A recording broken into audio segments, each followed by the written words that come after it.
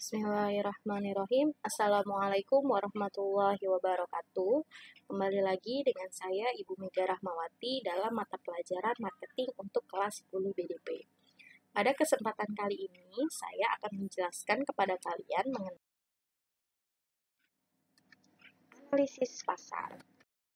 Apa aja yang akan kita pelajari dalam bab ini? Yang pertama adalah pengertian dan tujuan analisis pasar. Lalu yang kedua, ruang lingkup analisis pasar. Dan yang ketiga, langkah-langkah analisis pasar. Namun, pada pertemuan kali ini kita hanya mempelajari dua materi ya, pengertian dan tujuan serta ruang lingkup analisis pasar. Materi yang pertama adalah pengertian analisis pasar. Apa itu pengertian analisis pasar? Nah, di sini analisis pasar adalah suatu proses untuk mengetahui berapa potensi pasar yang ada sehingga perusahaan dapat menentukan berapa pangsa pasar yang akan diraih. Nah, kira-kira menurut kalian apakah analisis pasar ini perlu sebelum membuka suatu usaha? Jawabannya pasti ya, sangat diperlukan. Karena di sini bisa membantu untuk mengetahui berapa potensi pasar dan juga pangsa pasarnya bagaimana, seperti itu. Ya, kita lanjut ke materi. Baik, materi berikutnya adalah tentang tujuan analisis pasar.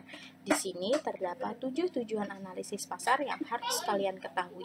Yang pertama adalah mengenal lingkungan pasar itu sendiri. Jadi, perusahaan harus tahu lingkungan pasar yang mana yang akan ia masuki, ya, sehingga dapat menyesuaikan strategi perusahaan untuk melihat peluang pasar yang ada. Yang kedua adalah mengenal tipe-tipe pasar. Nah, perusahaan juga harus tahu mengenai tipe atau jenis pasar mana yang akan ia masuki. Apakah jenis pasar yang berdasarkan waktunya atau yang berdasarkan cara transaksinya. Pokoknya jenis-jenis pasar yang minggu lalu atau pertemuan sebelumnya sudah pernah kita bahas. Yang ketiga adalah mengetahui karakteristik pasar. Jadi, perusahaan harus mengetahui ciri-ciri dari pasar yang akan ia masuki. Jadi, contoh misalnya perusahaan sudah tahu nih ingin masuk ke dalam tipe atau jenis pasar yang mana. Misalnya, perusahaan ingin masuk ke dalam jenis pasar berdasarkan fisiknya. Nah, misalnya pada pasar abstrak, maka perusahaan harus tahu mekanisme dari pasar itu sendiri seperti apa. Kayak gitu. Dan selanjutnya, yang keempat adalah menentukan keputusan yang tepat. Setelah mengenal lingkungan,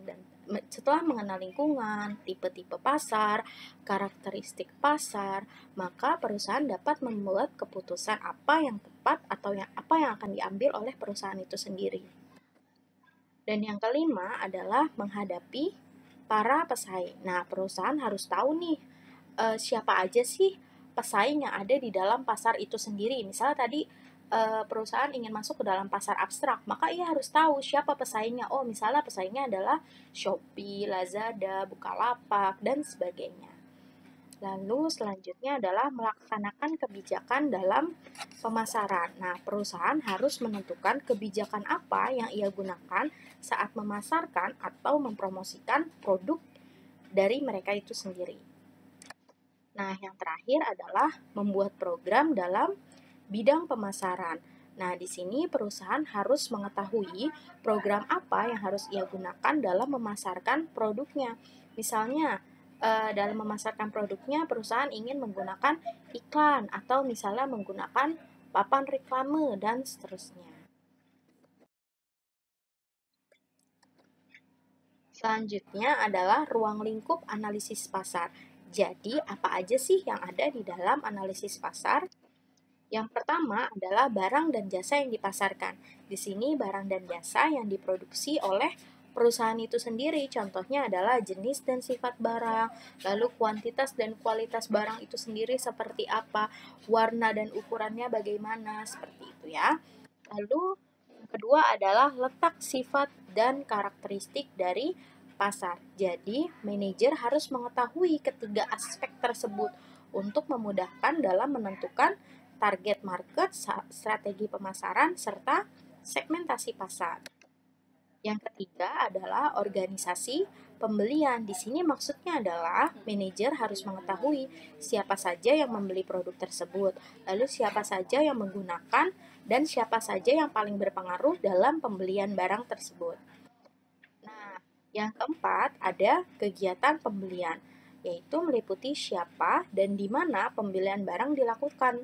Jadi, siapa aja sih yang membeli barang tersebut, lalu di mana aja sih kira-kira barang yang ia jual itu laku gitu, serta berapa harga barang dan banyak barang yang dibeli, serta bagaimana cara pembelian atau mekanisme pembeliannya.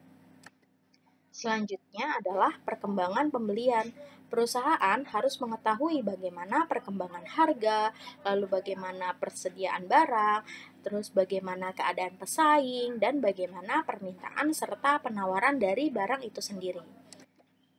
Nah, selanjutnya adalah saingan perusahaan atau pesaingnya. Perusahaan harus mengetahui keadaan pesaing. Jadi, apakah pesaing itu kuat atau pesaing itu lemah? Nah, sehingga dapat membantu dalam membuat kebijakan dalam perusahaan. Dan yang terakhir adalah pola pembelian. Perusahaan perlu mengetahui dan mengkaji kebutuhan, keinginan, dan pola pembelian dari masing-masing konsumen. Karena pola pembelian dari masing-masing konsumen itu berbeda ya. Oke. Nah, tugas kalian berikutnya adalah dalam tujuan analisis pasar, mengapa manajer perlu mengenal lingkungan pasar? Lalu yang kedua, apakah perbedaan antara tipe dan ciri pasar pada tujuan analisis pasar? Tadi sudah saya jelaskan ya perbedaan dari tipe dan ciri. Lalu yang ketiga, barang dan jasa jenis apakah yang terdapat pada ruang lingkup analisis pasar yang tadi sudah saya jelaskan juga. Lalu yang keempat, mengapa kita perlu mengetahui kondisi atau keadaan pesaing pada ruang lingkup analisis pasar? Nah, kirimkan jawaban kalian melalui Google Classroom pada kolom private comment ya. Baik, sekian pertemuan kita hari ini. Untuk pertemuan selanjutnya, nanti kita